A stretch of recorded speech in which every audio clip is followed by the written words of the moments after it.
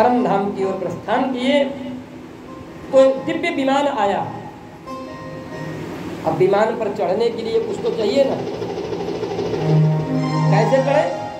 तो मृत्यु देवता आ गए और मृत्यु देवता घुटने के बल बैठ करके ध्रुव जी से कहते हैं हाथ जोड़कर, प्रभु इस विमान की ऊंचाई है, भूमंडल पर उतरेगा नहीं और इस पर चढ़ने के लिए आपको कुछ आश्रय की आवश्यकता है। तो हे भगवान, आप अपना चरणार बिंद मेरे शीश पर रखो और उस विमान पर चढ़ जाओ। इस संसार में पहला ऐसा काम हो रहा है जिसमें मृत्यु देवता भगवान के परम भागवत भक्त ध्रुव जी के चरणों को अपने शीश पर रखने के लिए कह रहे हैं। नहीं तो मृत्यु देवता के ही चरणों में हम सब लोग पीसे जाते हैं। सभी को मृत्यु देवता ही अपने चरणों में पीसते हैं। ना जाने कितमारी है या घर या परदेश, वो काल है, पर वही काल वही मृत्यु देवता ध्रुव जी के चरणों में पड़े हुए हैं कि आप अपना चरण मेरे शीश पर रखो, विमान पर चढ़ जाओ। तब ध्रुव जी महाराज ने मृत्योर मूर्धनि पदम दत्वा आरोहाद्भुतम गृहम, भागवत जी में अपने अद्भुतम गृहम के विषय में कहा गया। मृत्यु देवता के शीश पर पग रख करके उस विमान पर जब आरूढ़ हुए, आरोहात् अद्भुतम गृहम, उस अद्भुत विमान रूपी अपने घर में प्रवेश किया। विमान चला। रुक जाओ महाराज, हमारे माता पिता कहाँ हैं?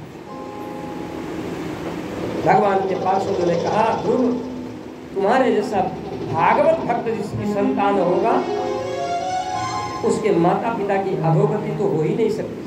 तुम्हारे माता पिता परम गति को प्राप्त करके वो देखो आगे के विमान पर भगवान के धाम जा रहे हैं।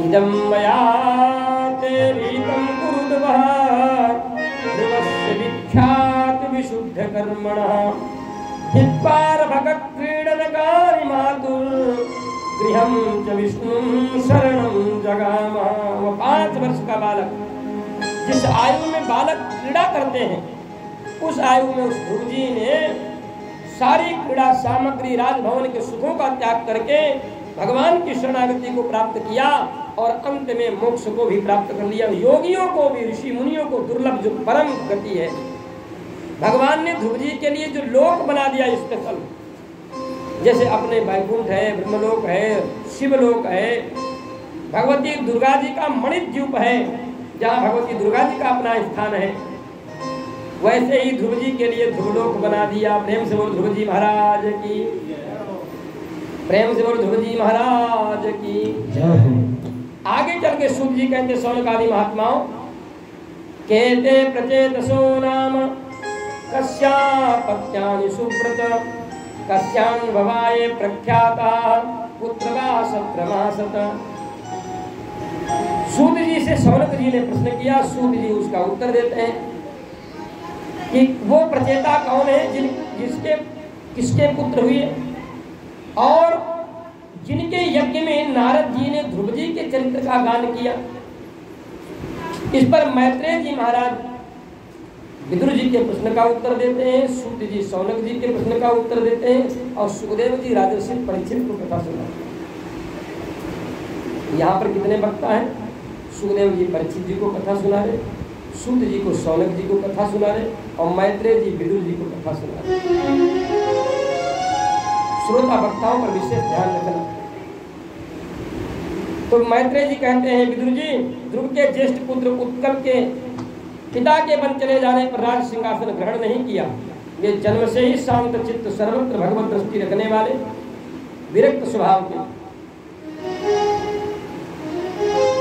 वृद्ध मंत्रियों ने उनको पागल घोषित किया और छोटे पुत्र बत्सर को राजगद्दी पर बिठाया और बत्सर के स्वार्थी पत्नी से, स्वरवीथी नाम की पत्नी से 6 पुत्र पैदा हुए। उसके ज्येष्ठ पुत्र पुष्पाण के भी 6 पुत्र हुए। उनमें सबसे छोटे पुत्र विष्णु ने उस चाक्षु नामक पुत्र को उत्पन्न किया जिसे चाक्षुष मनवंतर कहा गया।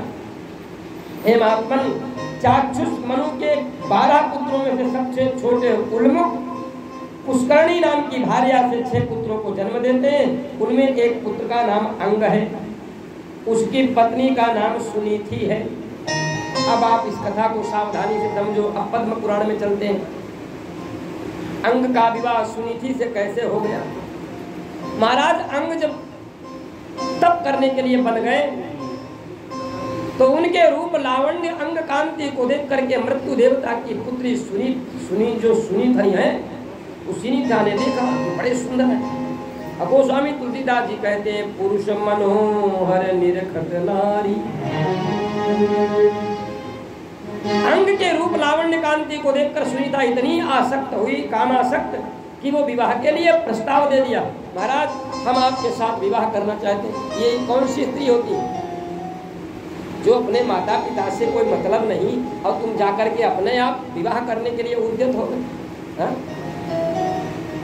ये विवाह के लिए योग्य बात थोड़ी सामाजिक दृष्टि से। पर आप कलयुग का प्रभाव है, घर से माता पिता पढ़ने के लिए भेजता है, उधर से वो लोग माला पहन के आ जाते हैं। आदत है, नियत। पिताजी हमने तो विवाह कर लिया, अच्छी बात है,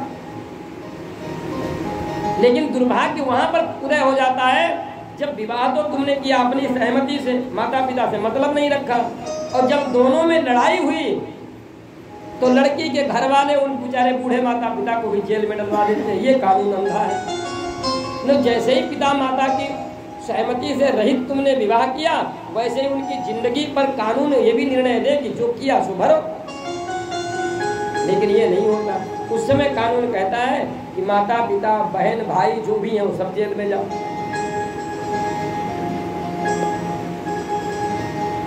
अंग जी ने देखा कि ये कन्या विवाह के योग्य नहीं है, पत्नी बनने के योग्य नहीं है। क्यों? अरे इसके अंदर तो संस्कार ही नहीं है। संस्कारवान होती तो अपने पिताजी से जाकर कहती, माता से कहती, और फिर इसके माता पिता आकर के हमारे माता पिता से विवाह के लिए प्रस्ताव रखते। तो जब इसका संस्कार रहित है तो ये विवाह के योग्य नहीं। अंग जी महाराज वहां से उठे और गहन जंगल में चले गए। वहां जाकर के उन्होंने तपस्या करना शुरू किया। लेकिन कामासक्त जो होता है, चाहे वो पुरुष हो चाहे स्त्री हो, इसीलिए ज्योतिष शास्त्र में एक बुखार का ही नाम है कामासक्त, कामज्वर। स्त्री हो चाहे पुरुष हो, जब बहुत काम सताता है तो उसको बुखार जरूर हो जाता है, कामज्वर होता है। श्रमज्वर है, कोई व्यक्ति परिश्रम अधिक करेगा तो बुखार हो जाएगा। भूखज्वर हो जाता, भूखा व्यक्ति रहेगा तो भी बुखार हो जाएगा। तो कई प्रकार के बुखार का वर्णन, अब तो ये मलेरिया है, चिकनगुनिया है, डेंगू है, पता नहीं कौन कौन से बुखार आ गए, टाइफाइड है, हा? लेकिन आयुर्वेद में इस प्रकार के बुखारों का वर्णन है। तो कामज्वर से ग्रसित हुई वो सुनीता जंगल में खोजते खोजते उसने महात्मा अंग को पुनः प्राप्त कर लिया। और इस प्रकार इस बार विनय करने का जो तरीका था वो बदला हुआ था। कहती महाराज हम देखो प्रेम से कहते हैं उसे मान लो तो ठीक है, हमसे विवाह कर लो, ये हम तुम्हें प्रेम प्रस्ताव दे रहे हैं, और यदि तुम हमारे प्रेम का प्रस्ताव ठुकराओगे तो फिर हम दूसरा दंड नीति भी जानते हैं। तो अंग ने नेत्र नहीं खोले तो उसने कोड़ों से मारना शुरू कर दिया। जब उसने कोड़ों से अंग को मारना शुरू किया तब अंग के सहन शक्ति से जब परे हो गया तो अंग ने श्राप दे दिया, अरे दुष्टा, अरे कुलक्षणे, तेरे गर्भ से जो बालक पैदा होगा वो आसुरी प्रवृत्ति वाला होगा, दुष्ट प्रवृत्ति का होगा। अब जब श्राप लगा तो सुनीता जी थी ना, उसकी बुद्धि में थोड़ा सा लघुता आई, चरणों में गिर गई। महाराज आप हमें क्षमा कर दो, ये तो सहज भाव होता है, काम तो स्त्री में भी होता है, पुरुष में भी होता है, हम काम के वशीभूत हो गए, इसलिए हमने आपसे ऐसा विनय किया, आपने हमें श्राप दे दिया। लेकिन अंग कुछ बोले नहीं, वहां से फिर और गहन जंगल में चले गए। कुछ कुछ होता है, सावधानी रखो भाई। कथा में सोने का मतलब है कि जान लो कि बहुत बड़ा पाप उदय हुआ है। हम तो यही समझते हैं, जिसको भगवान की कथा सुनने के समय पर निद्रा अगर आ जाए तो समझ लो कि उसका बहुत बड़ा पाप ही उदय हुआ है। तो भगवान की कथा में नींद आए, पर सच्चाई यही है कि जिस व्यक्ति को नींद कभी ना आती हो उसको कथा में बैठा दो, वो नींद आ जाएगी। क्यों? यहाँ पर राम कृपा नासै सब रोगा। जब कोई रोग रहेगा ही नहीं, निरोगी होगा तभी तो सोएगा। तो भगवान की कथा ऐसी है, सुधा माधुरी रस माधुरी है, जिसको पीते ही नींद आ जाती। अरे दारू पीने वाले को नींद आ जाएगी, ये तो अमृत रस है, इसको पीने पर नींद न आए तो फिर क्या। पर मान यही लो कि हमारा कोई दुर्भाग्य ही है जिससे हम भगवान की कथा को सुनते सुनते सो जाते हैं, क्योंकि वो पाप प्रभावी है ना, पाप प्रभावी निद्रा नहीं। जब कुंभकर्ण को भगवान ने सम्रांगण में मारा तो कुंभकर्ण की पत्नी आई, प्रभु अब हमारा क्या हो। भगवान ने कहा तुम जाओ और जहाँ हमारी कथा हो रही हो और श्रोताओं में जब तुम कमजोरी देख लेना तो तुम उनके शरीर में प्रवेश कर जाना, आराम से सो, आराम से सो। तो निद्रा आ रही है, इसका मतलब समझ लो कि कुंभकर्ण की जो पत्नी है वो तुम्हारा सहयोग कर रही है। अरे प्रमाणित बात है भाई, और प्रमाणित थोड़ी है। तो भगवान की कृपा देखो, महात्मा अंग जब गहन वन में प्रवेश करते हैं, हम कथा के बीच में आप लोग ध्यान दिए होंगे, आज चौथा दिन चल रहा है, हम कोई चुटकुले नहीं सुनाते, हम इधर उधर की बात नहीं कहते हैं, ग्रंथ का प्रमाणित कथा कहते हैं, जिससे जो भी कथा सुने उसका हमें फल मिले। और चुटकुले सुनना हो तो बहुत से लोग चुटकुले सुनाने वाले मिल जाए। अब गया के समय की कथा हो रही, उसमें भी हम चुटकुले कहें और तुम सुनो, मनोरंजन हो, तो मनोरंजन के लिए कथा थोड़ी, ये तो परमहंस संहिता है भाई। बड़े बड़े योगियों को, ज्ञानियों को और बड़े बड़े परमहंसों को भी सुनने में भी ये ध्रुव है भागवत धर्म, इसलिए सावधान होकर सुनो, इसमें लापरवाही नहीं। अंग जी जब गहन वन में बैठकर भगवान के ध्यान में मग्न है, समय आने पर महात्मा अंग के पास भगवान का आगमन हुआ, भगवान प्रसन्न हो गए तपस्या से। भगवान ने कहा मांगो क्या चाहते हो। तो अंग ने भगवान से प्रार्थना की, प्रभु हमें आप समान ही पुत्र चाहिए। भाई चाहो तुम्हें समान सुत प्रभुषण कौन दुराव, महात्मा मनु जी ने मांगा था, तो अंग ने भी वही बात मांगी, आप जैसा पुत्र हमें चाहिए, और क्या चाहिए। भगवान ने कहा तथास्तु। अब विचार करके देखो कि भगवान ने अंग को वरदान दिया तुम्हारे घर में पुत्र बनकर आने का, उन्होंने मांगा, और अंग का और सुनीता के साथ में विवाह भी हो गया। ये दैव की गति है, क्योंकि उसने जो प्रेम किया था सुनीता ने अंग के स्वरूप को देख करके, वो निष्काम निश्चल था, उसमें कोई कलुषता नहीं थी। अंग ने स्वीकार नहीं किया तो भगवान ने उसको स्वीकार कर लिया, क्योंकि जिसको प्रेम को पाने के लिए उसने श्राप को भी पा लिया। अच्छा दंड तुम दोगे तो कृपा कौन करेगा।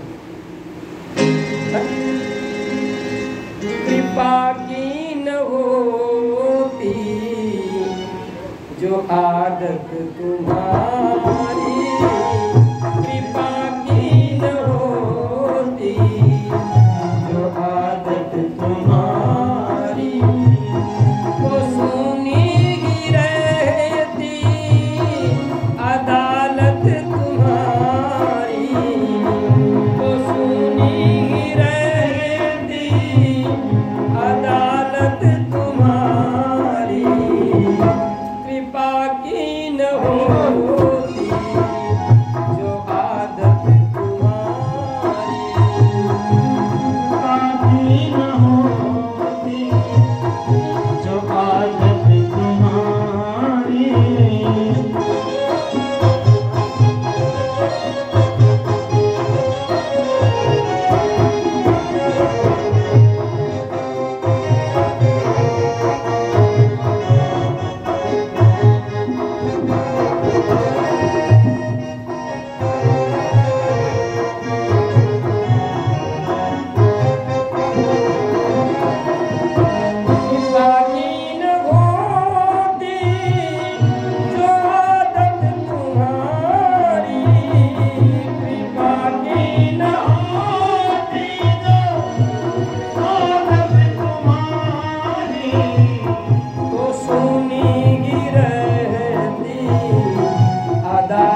तुम्हारी सुनी रहती अदालत तुम्हारी।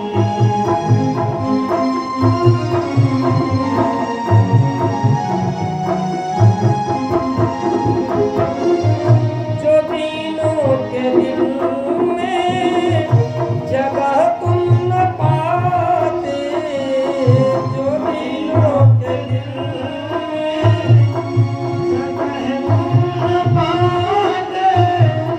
जो दीनों के दिल में जगह तुम न पाते, जो दीनों के दिल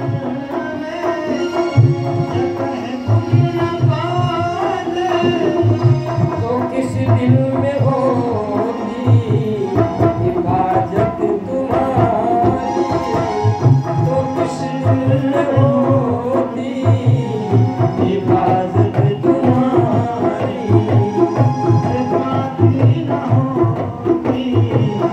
जो आदत तुम्हारी।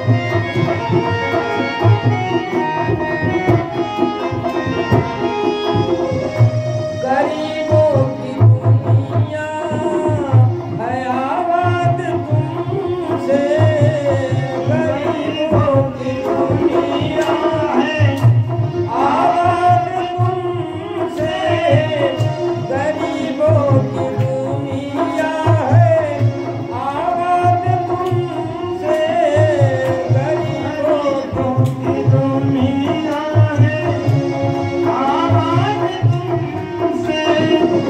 गरीबों से है बादशाहत तुम्हारी, गरीबों से है बादशाहत तुम्हारी।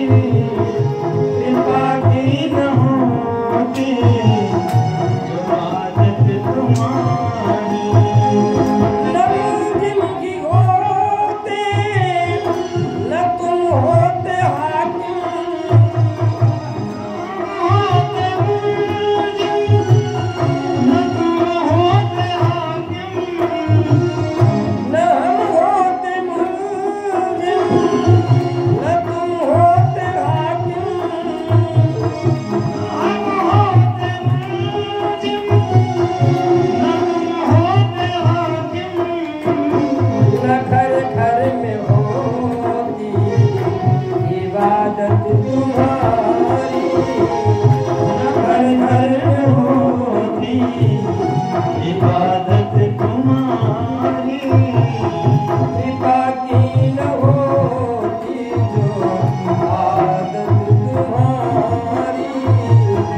कृपा की न होती जो आदत तुम्हारी। तुम्हारी ही कुल्फत के त्रिग बिंदु हैं, तुम्हारी ही कुल्फत के त्रिग बिंदु हैं, तुम्हें सौंपते हैं अमानत तुम्हारी, तुम्हें सौंपते हैं अमानत तुम्हारी। कृपा की न होती तो आदत तुम्हारी।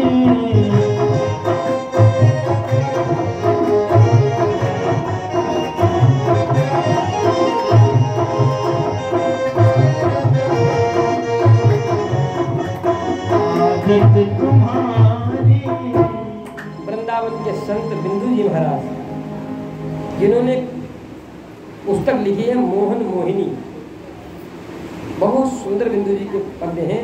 अगर उनको गाओ तो खुद ही डूब जाओगे। शब्दों का रस ही ऐसा है कि तुम बांके बिहारी की शरणागति में डूबे ही जाओगे। तो जो दंड देगा वो कृपा भी करेगा। जब अंग ने श्राप दिया, भगवान ने कृपा करी, तो अंग और सुनीता का विवाह हो गया।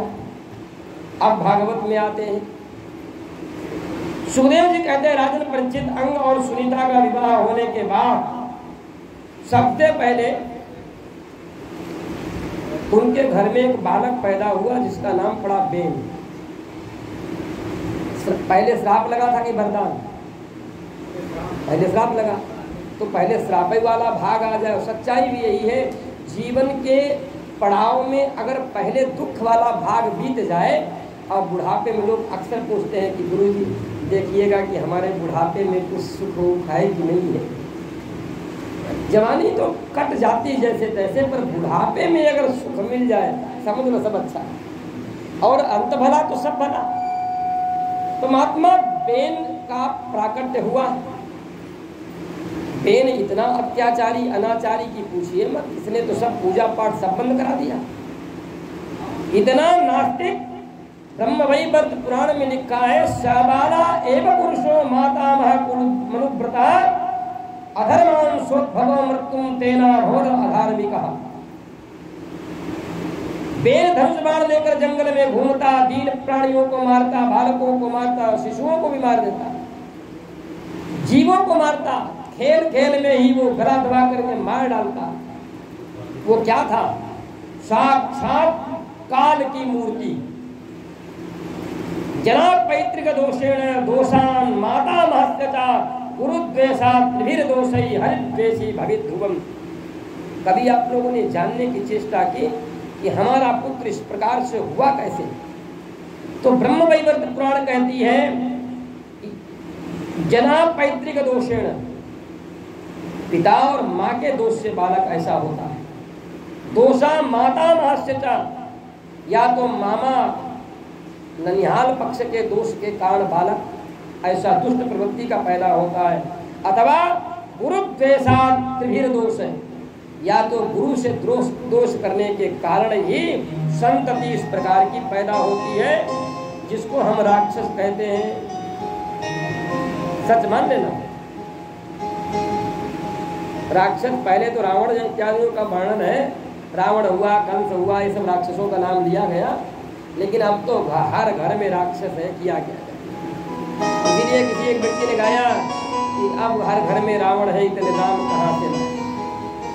सच्चाई है, जानते हो, माँ नहीं मातु पिता नहीं देवा, साधुन सन करवा वही सेवा, और जिनके यहाँ आचरण भवानी, ते जानहु निश्चर सम प्राणी। हम नहीं कह रहे हैं, स्वयं भगवान विश्वम्भर भोलेनाथ मैया पार्वती जी से कह रहे हैं कि जिनके यह आचरण भवानी, ते जानहु निश्चर सम प्राणी। और इस श्लोक में वही कहा गया है, माँ नहीं मातु पिता नहीं देवा, साधुन सन करवा वही सेवा। गुरु से द्वेष करना, साधु पुरुषों से द्वेष करना, माता से, पिता से और देवताओं से द्वेष करना, ये तीन ही दोष से संतान जो है वो अधार्मिक संतान पैदा होती है, जिसके कारण माता पिता को बहुत कष्ट होता है। और वही दोष प्रकट हो गया। इससे बेन ने क्या किया? इतना आतंक पैदा कर दिया कि महात्मा अंग को घर छोड़ना पड़ गया। बोलो, अंत में सुख की कामना की थी कि हो सकता है पुत्र होंगे तो सुख होगा। हा? कुछ लोग बड़े संसार में दुखी रहते, बेटा होता तो हमें शायद कुछ सुख मिलता, बेटी बेटी हो रही। बेटा दे बेटी भली जो कुलवंती होए, अब पता चलेगी वो सबरी बैकुंठ गई धुंधकारी भयो भूत। ऐसे बेटे से क्या मिलेगा? सबरी जाति की कितनी संसार में जाति बहिष्कृत थी, लेकिन वो तो भगवान के धाम चली गई। भाई धुंधकारी था बेटा, वो भूत हो गया। ऐसे भूत से क्या मिलेगा? तो हित्वा गतो बेन शुभम प्रसुप्ताम, सबको सोया हुआ देखकर महात्मा अंग जो है वो पत्नी को, पुत्र को, सबके मोह का त्याग करके बन चले। क्या करें ऐसी संतान से, क्या करें ऐसी पत्नी से? क्योंकि ये दोष किसका था? माता महस्य च, ये ननिहाल पक्ष का दोष था। और संतति न होने में भी यही 3 दोष होते हैं। यदि हमारे घर में पितृदोष लगा हुआ है, या ननिहाल में पितृदोष लगा हुआ है, और या हमारे परिवार में गुरु ब्राह्मण का श्राप लगा है, इन 3 कारणों से वंश की वृद्धि रुक जाती है। हम लोग गया क्यों कराते हैं? इसीलिए कि हमारे ऊपर पितरों की कृपा बनी रहे, ताकि हमारे घर में धन संपत्ति, हमारे वंश की वृद्धि होती रहे। और गया में ही ननिहाल पक्ष का माता माँ, ननिहाल पक्ष का भी पिंडादिक कर्म हो जाता है। इसलिए इस पक्ष का दोष हो चाहे उस पक्ष का दोष हो, और भगवान की शरणागति में हम रहे, भगवान की पूजा पाठ करते रहे इतने दिन तक, तो गुरु ब्राह्मण का भी यदि कोई श्राप दोष लगा हो तो वो भी भगवान की कृपा से मुक्त हो जाए, क्योंकि भगवान की कृपा से सब कुछ ठीक हो जाता है। अंग चले गए और बेन ने फिर जब पिता चला गया तो राजा बन गया। ये स्वयंभू राजा है, बिना तिलक लगाए अपने आप राजा बन गया। और राजा बनते ही घोषणा, ढिंढोरा पिटवा दिया, नयस्तव्यम न दातव्यम न होतव्यम द्विजा क्वचित् इति निवार्य धर्म भेरी घोषेण सर्वसा। टुक्की पिटवा दी, आज से हमारे राज्य में कोई धार्मिक पूजा पाठ नहीं करेगा, कोई अनुष्ठान यज्ञ जप तप भागवत कुछ नहीं होगा, और कोई भी हमारे राज्य में दान नहीं करेगा, कोई भी हमारे राज्य में ब्राह्मणों को या किसी को भी दान नहीं करेगा।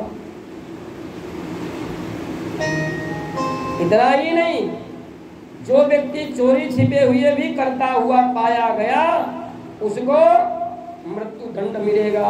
राजा की आज्ञा है, सब लोग शांत हो गए। क्या फायदा है? दरवाजे पर आता था, देना पड़ता था, अब तो राजा ही ने कह दिया देना नहीं, दिए दोगे तो मारे जाओगे, तो कोई दे नहीं रहा। और ऋषियों ने देखा, अरे ये तो राज्य की व्यवस्था, राजा अधार्मिक हो गया तो नष्ट हो जाएगा। तो विचार करके सप्तऋषि